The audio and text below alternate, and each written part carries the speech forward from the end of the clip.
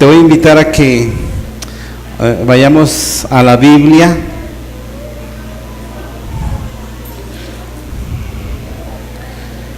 Ahí a Primera de Pedro, capítulo 4, versículos 10 y 11. ¿Cuántos trajeron su espada? Su Biblia. A ver, ¿cuántos trajeron un celular que verdaderamente donde lees la Biblia? Porque luego me enseñan los celulares y ahí está bonita la aplicación, pero no leen su Biblia allí. Entonces, bueno, abusados. Primera de Pedro, capítulo 4, versos 10 y 11, dice la palabra de Dios: cada uno, según el don que ha recibido, ministrelo a otros, como buenos administradores de la multiforme gracia de Dios. Si alguno habla, hable conforme a las palabras de Dios. Si alguno ministra, ministre conforme al poder que Dios da, para que en todo sea glorificado por Jesucristo, a quien pertenece la gloria y el imperio por los siglos de los siglos. Amén. Fíjate bien. Dice aquí este primer versículo. Dice: cada uno, según el don que ha recibido, ministren a otros como buenos administradores de la multiforme gracia de Dios. Repite conmigo las palabras: gracia de Dios. ¿A cuántos han comprobado la gracia de Dios en su vida, a lo largo de alguna época de su vida? Para ti, ¿qué es la palabra gracia? ¿Qué es gracia? ¿Quién me dice? Por ejemplo, si tienes un perrito y hace cosas chistosas, como que, no sé, te pide la comida y te lleva su plato y cosas así, cuando tiene hambre, la gente va a decir: pues ya, qué gracioso es, ¿no? Si hay personas aquí buenas para contar chistes, no he ubicado a ninguno, pues aquí no recuerdo, pero hay gente que tiene gracia para contar chistes, y dices que esa persona tiene gracia, ¿sí? Es muy gracioso. Entonces, eso es lo que entendemos como gracia. ¿Tú entiendes otra cosa? Pero más o menos dices: eso es gracia, ¿verdad? Pero vamos a ver qué nos enseña la palabra acerca de la gracia de Dios y por qué es tan importante esto de la gracia. Dice segunda de Timoteo, capítulo 2, verso 1. Quiero enseñarte algo muy importante. Segunda de Timoteo, capítulo 2, versículo 1 dice: tú pues, hijo mío, esfuérzate en la gracia que es en Cristo Jesús. Te voy a invitar a que le leas este versículo a la persona que está a tu lado. A ver, dile. No dije que en la pantalla, dije que está a tu lado. Tú pues, hijo mío, esfuérzate en la gracia que es en Cristo Jesús. Entonces, no estamos hablando de que tú cada vez seas más gracioso, o de que te hagas el chistoso a cada rato, o la chistosa, ¿verdad? O la graciosa. No. Estamos hablando de alcanzar la gracia de Dios. La gracia de Dios se manifiesta en múltiples formas. Dice aquí el primer versículo que leímos, dice la multiforme gracia de Dios. Quiere decir que la gracia de Dios se manifiesta de diversas formas. Se dice que la definición de gracia es un favor no merecido, algo que se nos otorga gratuitamente y sencillamente es por gracia. Ahora, ¿qué es tener la gracia de Dios? O recibir la gracia de Dios. ¿Cuáles son los regalos que tú puedes testificar en tu vida? Que dices, yo algún día recibí sanidad. No merecía estar sano. Estaba yo muy mal, pero Dios hizo un milagro en mi vida. Eso quiere decir que tú recibiste la gracia de Dios. Algunos aquí pueden decir, mi familia estaba destrozada. Yo deshice mi matrimonio y mi familia, pero un día por la pura misericordia y gracia de Dios, Él restauró mi matrimonio, restauró mi casa. Llegó un tiempo de gracia. Algunos aquí podrán testificar y decir, yo mucho tiempo vivía bajo problemas económicos, en maldición, nunca me iba nada bien. Pero un día de repente Dios llegó a mi vida y vinieron tiempos muy especiales en los cuales yo pude palpar directamente la gracia de Dios. Yo no merecía lo que recibí, pero un día, no puedo explicar por qué, pero de repente hallé gracia y Dios transformó mi entorno. ¿Cuántos dicen amén a eso? ¿Cuántos me están captando lo que estoy diciendo? Tiempos de gracia. Quiero decirte que hay tiempos de gracia y hay tiempos en que no hay gracia. Hay tiempos de gracia y tiempos en que definitivamente pareciera que no hay gracia en la vida. Nos está yendo muy mal. Ayer les preguntaba, había algunos varones, ¿cómo se ha manifestado la gracia de Dios en tu vida? Me llamó la atención que uno dijo de forma especial también, yo antes tenía una mente corrompida, pensamientos de ateísmo, mucha lógica basura, algo así dijo en su cabeza. Pero Dios, por su gracia, me permitió cambiar mis pensamientos. Y ahora pienso diferente, por su misericordia y su gracia. Habrá gente que diga aquí, yo estaba lleno de tristeza, de odio o de enojo, me quería morir. Pero Dios en su gracia y su misericordia me dio gozo, me dio alegría. La gracia de Dios, simplemente su naturaleza es que viene meramente sin merecerlo. Es identificable. Cuando Dios habla bendición y de repente empiezan a ocurrir cosas a tu vida extraordinarias, tú puedes decir, este es un tiempo de su gracia. De las cosas más esenciales que yo identifico en la gracia es cuando la gente es libre de su tendencia pecaminosa. Yo sé que muchos no entienden esto o no pueden entender mucho el valor de la importancia, y es lo que vamos a ver esta mañana justamente. ¿Por qué es tan importante que yo me esfuerce en la gracia? Dios me da cierta gracia, cierta cantidad de gracia, cierta cantidad de fe, pero es mi responsabilidad, es tu responsabilidad hacerla crecer. Que seas lleno de gracia, así como le dijeron a María, la madre de Jesús, llena eres de gracia.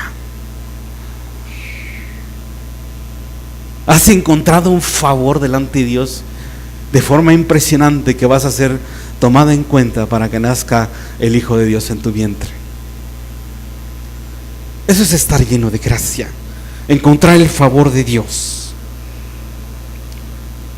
Esto no es solamente porque lo confesemos o lo declaremos o porque lo oremos, sino que es una manifestación grande de parte de Dios a nuestra vida. Dice la palabra de Dios en Efesios capítulo 2, versículo 8, la función más importante de la gracia. Efesios capítulo 2, verso 8. Este versículo tan famoso que todo cristiano debería saber y entender, y dice: porque por gracia ustedes han sido salvados por medio de la fe.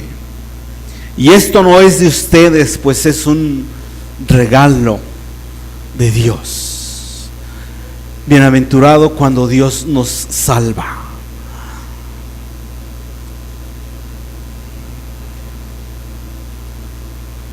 Pero vamos a ver algunas características más de la gracia. Aparte de que es el principal motor de nuestra salvación, que sencillamente el Señor, por su gracia, decidió morir en la cruz por nosotros, decidió hacer esa declaración tan grande de amor. ¿Cuántos se acuerdan la semana pasada del tema que vimos?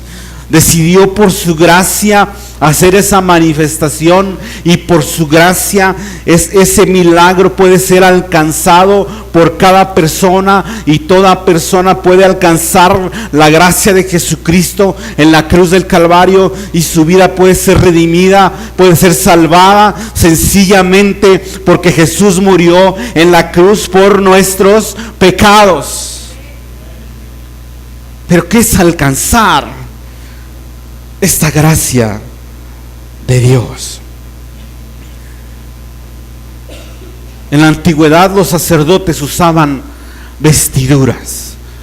Un hombre común y corriente, cuando entraba a ministrar al templo de Dios, ese hombre con defectos, con virtudes, de repente se bañaba, se ponía vestidos sacerdotales, y de repente Dios le daba la gracia de poder entrar a su lugar santísimo y ministrar ahí a Dios. Ese hombre estaba sucio, era inmerecedor, pero sencillamente porque Dios había derramado su gracia, ahora ese hombre podía ser presentado limpio delante de Dios. La gracia, quiero decirte que es una investidura, como una investidura sacerdotal. Que algún día Dios diga: ¿sabes qué? Voy a bendecir tu vida. Y de repente tú alcanzas a ver que te empieza a ir bien en este negocio, en este trabajo, te empieza a multiplicar en tu casa, empieza a multiplicar ahí, y ahora ya traes un coche nuevo, y ahora ya tienes muchas cosas hermosas, sencillamente porque Dios dijo: voy a bendecir tu vida. Y ese es un tiempo de gracia. Hay tiempos de gracia y también hay tiempos de juicio. Y también hay tiempos de prueba. ¿Cuántos dicen gloria a Dios por los tiempos de prueba? A ver, ¿cuántos dicen vengan a mí para que sea más limpio de mi pecado? Tiempos de fuego en mi vida. También hay de esos. Tiempos de juicio. Fíjate bien, te voy a contar la historia. Seguramente tú la conoces, de un hombre, Jacob, nombrado por Dios Israel, el padre de las 12 tribus de Israel. A partir de ahí Dios forma en su descendencia al pueblo judío. Pero este hombre, en los inicios de su vida, es llevado juntamente con su madre, fue llevado a cometer un fraude con su hermano y robarle la primogenitura. ¿Tú te acuerdas? Cuando le pusieron los pieles ahí, ¿de qué eran? Camello, rata, caballo. Camello creo. Le pusieron unas pieles, ¿okay? Y entonces van a a la bendición para que los bendiga su padre Isaac. Y entonces, a partir de ese tiempo, cuando su hermano se da cuenta, su hermano Esaú, que habían hecho esto y que él no alcanzó la bendición que le correspondía a él, entonces este hombre, ahí está en Génesis esta historia, dice que tiene que salir huyendo de su hermano Esaú porque él había prometido matarlo. Posteriormente, eso está en el capítulo 30, pero donde quiero llegar es a partir del 31 y 32. Posteriormente, este hombre en su huida se encuentra con un personaje llamado Labán, que después se convierte en su suegro. Y este hombre le hizo la vida difícil, porque primero le había prometido a su hija hermosa que Jacob quería, de quien se enamoró, pero a la hora de la noche de bodas le hizo chanchullo y se la cambió, ¿verdad? Y entonces de por sí ya había trabajado para él de a gratis por la hija 7 años. ¿Cuántas suegras quieren que sus yernos trabajen por que se ganen el favor de sus hijas? 7 años, bueno. Pero luego resulta que tiene que trabajar otros, como se la cambiaron, le dice, ¿qué crees? Ahora vas a tener que trabajar otros 7 años. Y la vida de este hombre mucho tiempo fue de muchas penurias. A lo que quiero llegar es decirte que la vida de este hombre pareciera que pasó algunas décadas, incluso años, que no tenía la gracia de Dios. No le estaba yendo tan bien. Seguía siendo siervo de su suegro por muchos años, hasta el día justamente en que hubo problemas con su suegro. Y entonces deciden una manera de cómo dividir o cómo pagarle, ya sea como una especie de liquidación, ¿verdad? Con las ovejas, porque él pastoreaba las ovejas de su suegro. Y entonces, ante este rompimiento y por presiones de sus cuñados, tiene que salir huyendo con sus 2 esposas y sus hijos. La vida para este hombre, ahí en el versículo 30, en el capítulo 32, la vida para este hombre, quiero decirte que había sido prácticamente no muy bien, parecía que no había tenido mucha gracia, pero a partir del versículo 22, dice la palabra de Dios que aquella misma noche él se levantó, tomó a sus 2 esposas, a sus 2 esclavas y a sus 11 hijos y cruzó el vado del río Jaboc. Una vez que lo habían cruzado, hizo también pasar todas sus posesiones, quedándose solo. Versículo 24 del capítulo 32. Entonces, un hombre luchó contra él hasta el amanecer. En otras versiones dice un ángel luchó con él. Fíjate bien, este hombre pasó muchas décadas viviendo en maldición, pero un día va de regreso a su tierra y está lleno de temor, porque sabe que se va a encontrar con su hermano Esaú, y Esaú prometió matarlo. Y él, de tanto miedo, decide mandar por delante a su familia, a sus niños, a sus esposas, a su ganado, y él quedarse hasta atrás por temor. Él no entendía qué estaba pasando. Estaba así como a veces tú y yo hemos estado, como cuando nos llueve de repente, muchos problemas, muchas situaciones, y no sabemos qué hacer. Y se quedó solo. Y dice que en ese tiempo se le apareció el ángel de Dios. Muchos dicen que representa al mismo Señor Jesús, al Verbo de Dios, el ángel de Jehová, así lo refieren.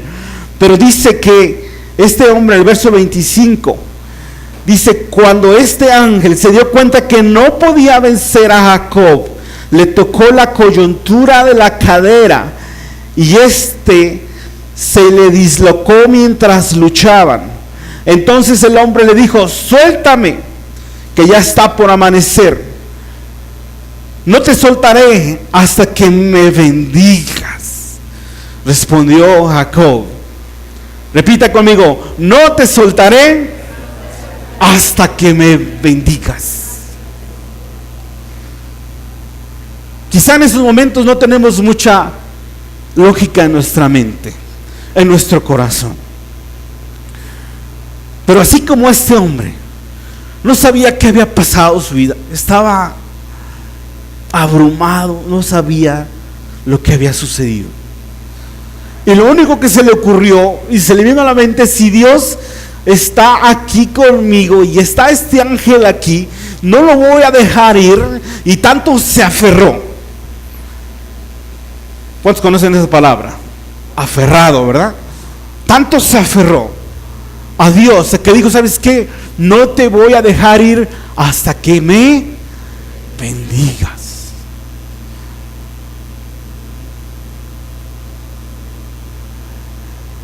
Y a partir de ahí le cambió la vida a este hombre. Tiempos de gracia.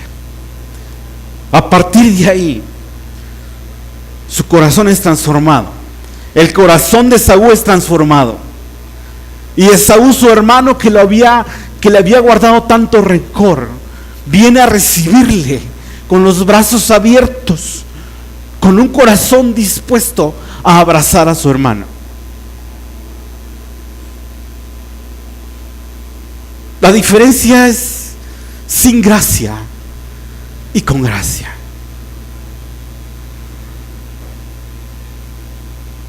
Y por eso mi llamado de esta mañana es a que tú y yo nos convirtamos en buenos administradores de la gracia. Porque sabes, hay mucha gente que recibe de la gracia de Dios, pero no se convierte en buen administrador de la gracia y la menosprecia. De aquello que viene sin esfuerzo. En estos días estaba yo viendo las noticias acerca de la caravana migrante. Todos me entienden eso. Y ya van muchos migrantes por ahí. Pero luego de repente escuché por ahí vez tras vez que algunos de los inmigrantes pues se ponían difíciles y decían: ¿sabes qué? Ya no quiero que me regalen frijoles, pues traigan unas pizzas, unas hamburguesas, no sé, algo más. Y entonces la noticia era: bueno, pues como dice el dicho,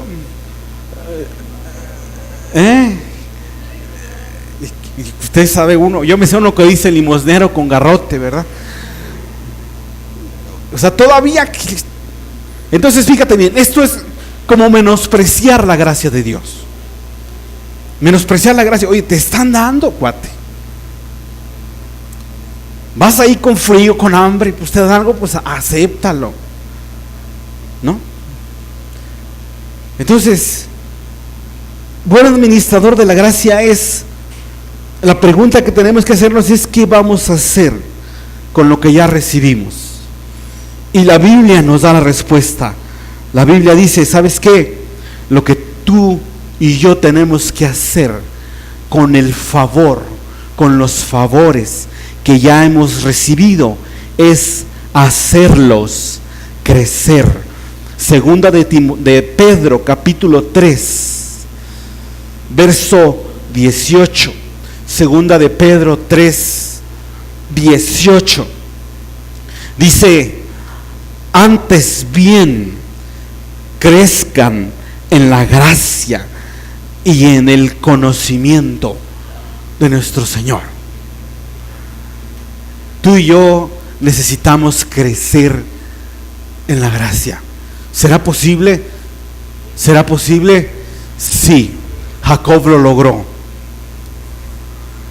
Él dijo: necesito más gracia de Dios, necesito más presencia de Dios, necesito que Dios esté más a mi favor.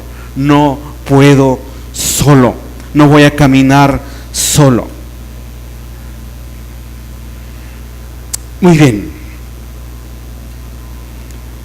fíjate bien.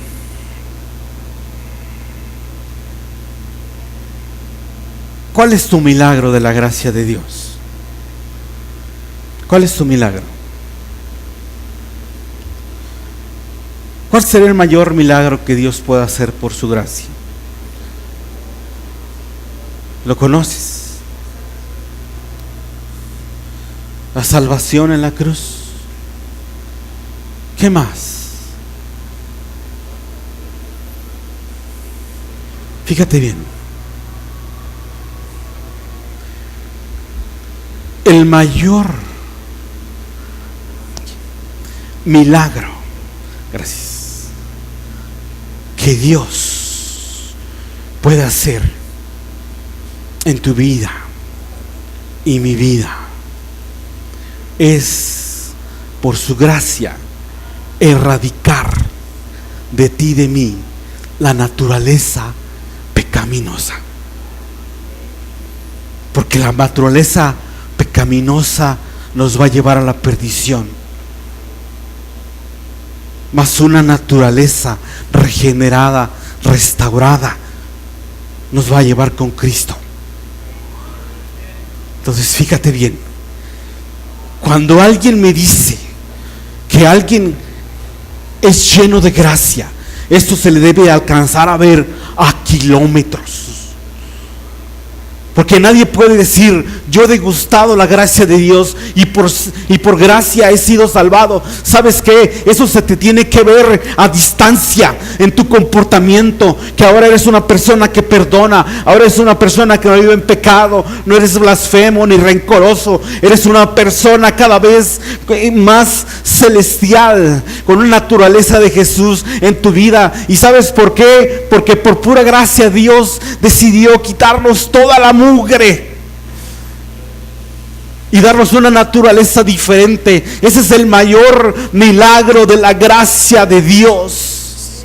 Hay mucha gente malentendiendo la gracia de Dios. Muchos cristianos, entre comillas, dicen: yo puedo darme permisos, puedo de vez en cuando pecar, porque estamos en el tiempo de la gracia, no estamos en el tiempo de la ley, estamos en el tiempo de la gracia, dicen ellos. No. Si estás lleno de gracia, estarás lleno de la presencia de Dios. Eso es estar lleno de la gracia. Vamos a verlo.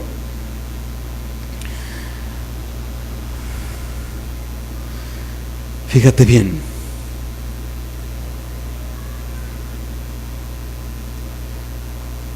El apóstol Pablo, en sus cartas, oraba y deseaba.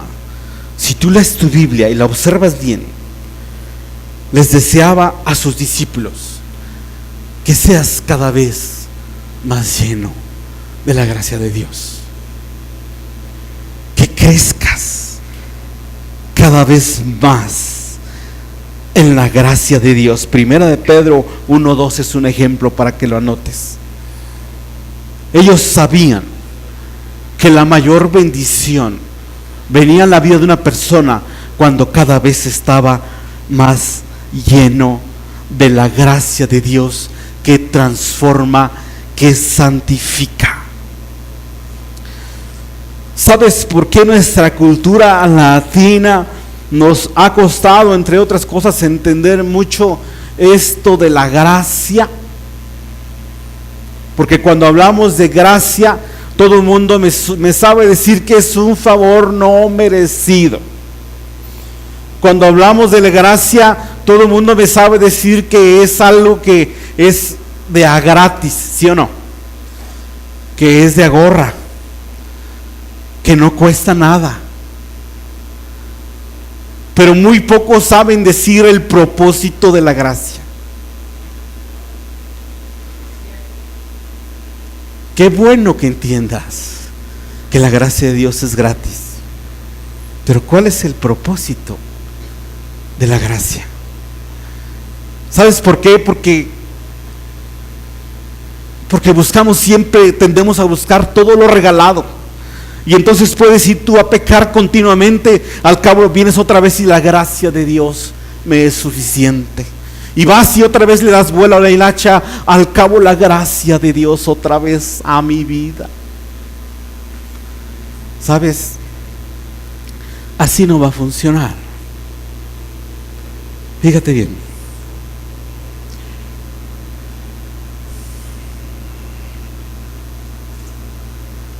Romanos 3:24. Romanos habla mucho de la gracia, de su naturaleza y su resultado. Romanos 3:24, voy a leer en la versión Reina Valera, tiene aquí dos palabras que vamos a extraer y dice: siendo justificados gratuitamente. ¿A cuánto les gusta eso? A ver, dígalo con sinceridad, es ya gratis. ¿A cuánto les gusta la gorra? Pues, ¿por qué crees que se llenan las fiestas? A mí no me hacen, no me engañan, ¿ok? A ver, gratuitamente por su gracia. Pero luego dice, mediante la redención que es en Cristo Jesús. Repita conmigo la palabra redención. ¿Sabes qué significa redención? Es sencillamente quitar el castigo, la culpa, pero también la naturaleza que te ha metido en el problema de estar dentro. La vida del ser humano es que no tiene a Jesús. Es como este vaso de agua de caño. ¿Quién lo quiere oler? Bueno, no es agua de caño, es pintura. Es como este vaso, sin Cristo. Delante de Dios, sin santidad nadie verá al Señor. Esta no es la manera como algún día nos vamos a encontrar con Cristo. Pero luego vino Jesús. Representa el pecado negro. Así dice Isaías, ¿verdad? Él promete que si tus pecados fueren oscuros, negros, serán como blanca lana. Esa es una promesa hermosa de Dios, ¿ok? Dice la palabra de Dios que donde abunda el pecado, ¿qué dice? Sobreabundará la gracia. Ok, pero eso no quiere decir, y claramente lo explica la palabra, que no quiere decir que entonces échale más negra para que venga más la blanca. No, eso representa justamente la gracia de Dios. Esta era tu vida, o es tu vida en pecado, sin Cristo. Aquí está. Pero por la gracia de Dios y por la sangre de Cristo han sido emblanquecidos tu vida, y ahora tu vida es presentada limpia delante de Dios. Hay un pasado ahí, Pero delante de Dios eres presentado blanco por la gracia. Donde abunda el pecado, sobreabundará la gracia. Esto representa la gracia.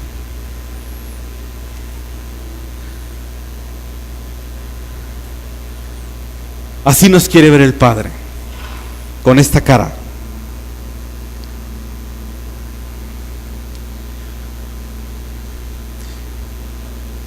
Pero si alguien de repente se da permisos de pecar,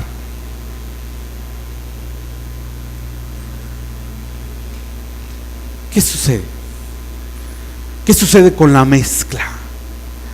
La mixtura de nuestro corazón. ¿Sabes cómo va a terminar esto? ¿Quieren ver? A ver. Cada vez más ¿cómo? Se va a ir quitando la parte bonita de gracia. Y no solamente va a terminar manchado, esto va a terminar así. Y sabes, mucha gente cree y dice, tengo libertad de seguir pecando, total al rato más gracia, ok, síguele revolviendo. Al rato Dios me perdona, ok, échale más gracia. Pero ¿sabes qué? La gente se acostumbra a pecar. Dice la palabra de Dios que todo aquel que practica el pecado no alcanzará la gloria de Dios. Y la persona que practica el pecado continuamente está haciendo esto y hizo de la gracia de Dios y hizo de la gracia de Jesús pues toda una mezcolanza, la echó a perder, la ha menospreciado. Y solamente quiere estar recibiendo gracia, pero para seguir haciendo lo mismo. ¿Sabes qué? El día que sea presentado delante de Dios va a ser presentado de esta forma.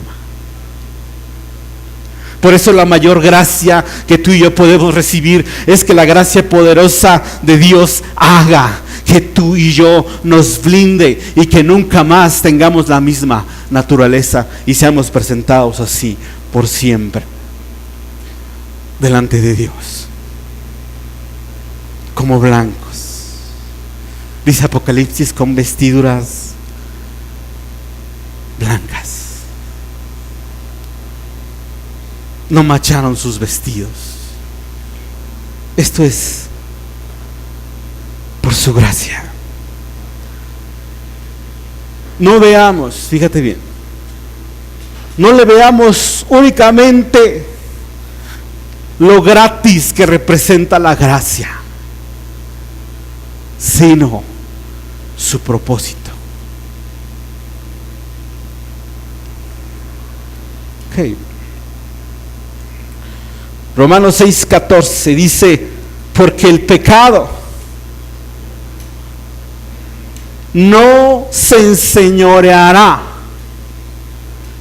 más de nosotros o de ustedes más bien, porque no están bajo la ley, sino bajo la gracia. El pecado no se va a enseñorear más de ustedes, porque están debajo de la gracia. ¿Sí?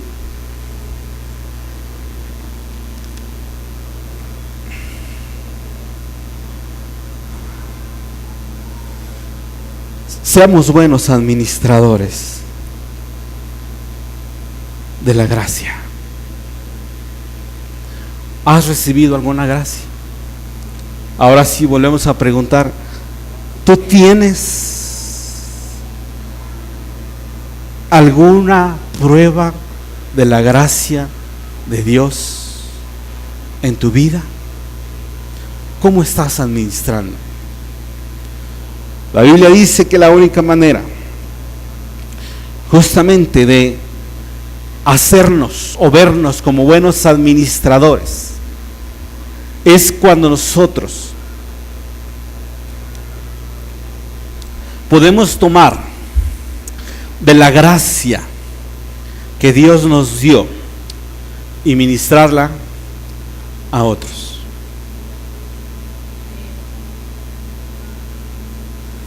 ¿De gracia recibiste? Dar de gracia.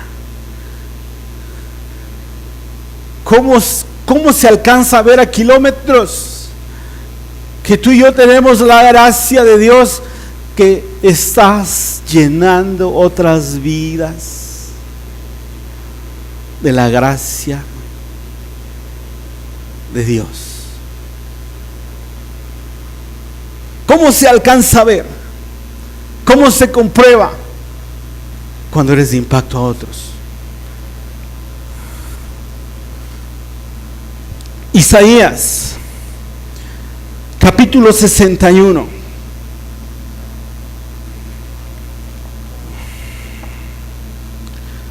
Isaías capítulo 61. Cuando tú y yo podemos vivir esta palabra que dijo Jesús, esto es estar lleno de la gracia. Isaías 61 versículo 1 dice así: el Espíritu del Señor omnipotente está sobre mí, por cuanto me ha ungido para anunciar buenas nuevas a los pobres. Me ha enviado a sanar a los corazones heridos, a proclamar libertad a los cautivos.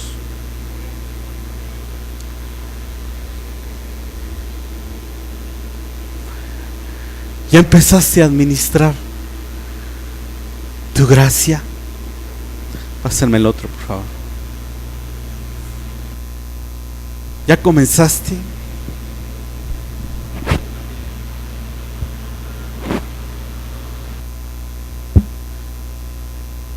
¿Cómo administras tu gracia?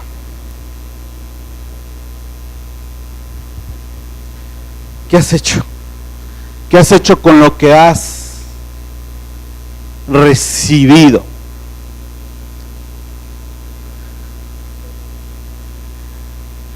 No vamos a permitir que el diablo se enseñoree de nosotros.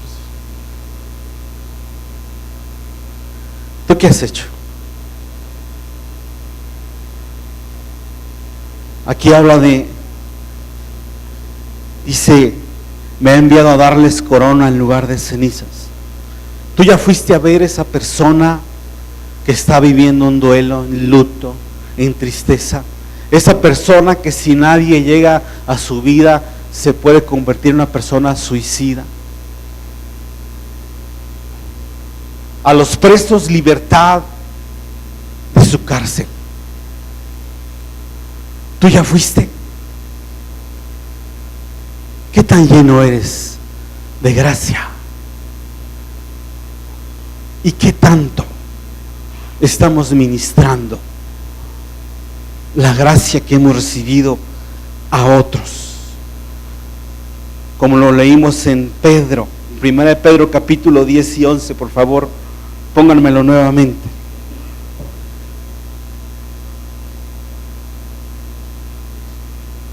Primero de Pedro capítulo 4, 10 y 11 dice: cada uno según el don que ha recibido, ministrelo a otros como buenos administradores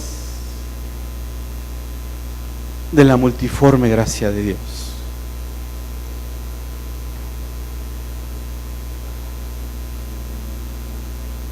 Primero quiero preguntarte, ¿crees que se te ve la gracia? Porque la gracia se porta la gracia. ¿Se te alcanza a ver?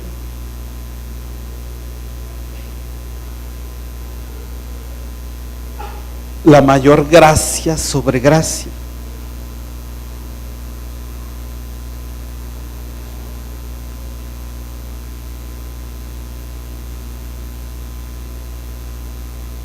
Desechas el pecado.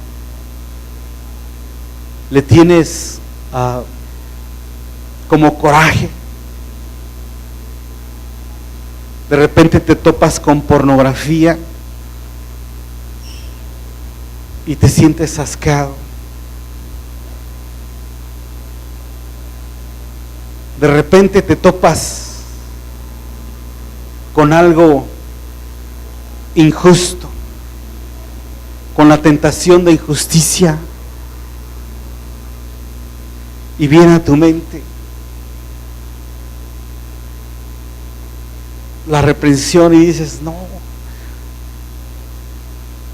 voy a dar soborno, no voy a cometer una injusticia, porque la gracia de Dios está conmigo. Eso éramos antes, mas ahora ya no somos.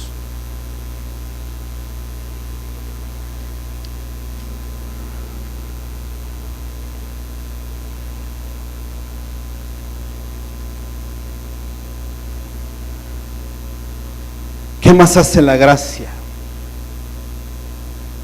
Dice versículo 4 de Isaías 61. Vamos a leer el 3 primeramente. Dice: me ha enviado a confortar a los dolientes de Sión, me ha enviado a darles una corona en vez de cenizas, en vez de luto, traje de fiestas, en vez de espíritu de desaliento, serán llamados robles de justicia, plantío del Señor, para mostrar su gloria. Tú ya fuiste.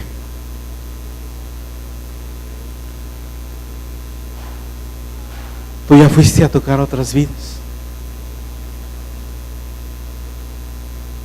Te voy a invitar a que un momento meditemos, cerremos nuestros ojos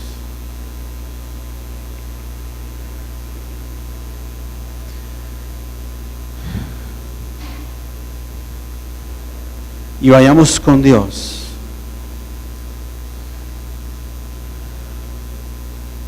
Le digamos: Señor, lléname de tu gracia. Pero Señor, no me permitas ser un mal administrador de la gracia.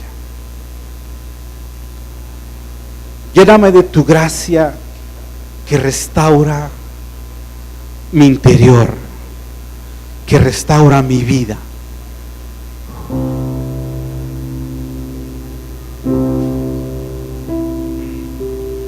Lléname de tu gracia, por favor.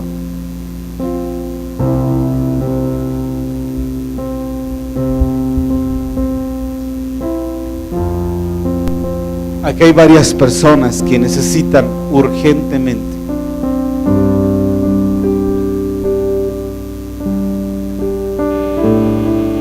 la gracia de Dios para redención, la gracia de Dios para cambiar actitudes, para cambiar pecados, la gracia de Dios que no nos permita ser las mismas personas con tendencia pecaminosa. Porque sabes, cuando la gracia de Dios es derramada en Cristo para nuestra vida y nos presenta blancos y limpios delante de Dios, eso sirve para justificación. Pero para que tú y yo nos mantengamos en justificación, tenemos que acudir a la redención y decirle: Señor, no te voy a soltar hasta que me bendigas con gracia sobre gracia. No te voy a soltar hasta que no me bendigas, hasta que yo tenga otra naturaleza, Dios. Que tu gracia cubra mis imperfecciones, que tu gracia borre los efectos de mi pecado para siempre. Que tu gracia, Dios, me quite de mi vida todo juicio, toda crítica, toda mentira, toda palabrería, Dios. Que tu gracia tome el control de mi boca, que tu Espíritu Santo me llene de una manera que yo nunca vuelva a ser el mismo, que yo no vuelva a ser la misma. Señor, en el nombre de Jesús te clamamos que no hagamos inútil tu gracia, que no nos conformemos solamente con lo gratuito, que no nos conformemos solamente para decir continuamente puedo ir a pedir perdón, sino que vayamos más allá y que le digamos: Señor, cambia mi naturaleza por siempre.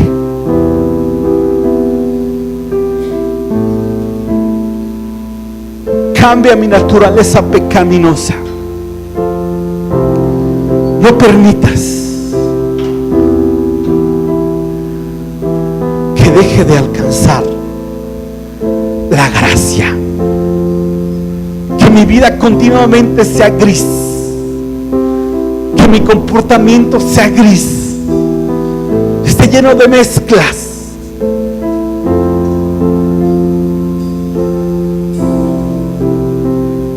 Y así como dice tu palabra en Hebreos, cuidándonos, mirando bien, no sé que alguno deje de alcanzar la gracia de Dios.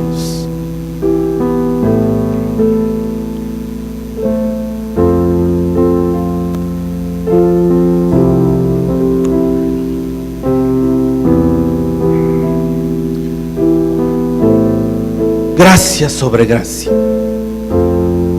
la mayor gracia. ¿Cuántos quieren pedirle al Señor la mayor gracia? La mayor gracia, la redención completa de tu ser, de tu espíritu, de tu alma y de tu cuerpo. La redención completa. No te conformes con una muestra de la gracia, con 2 muestras de la gracia, con 3. Luchas a alcanzar la gracia completa.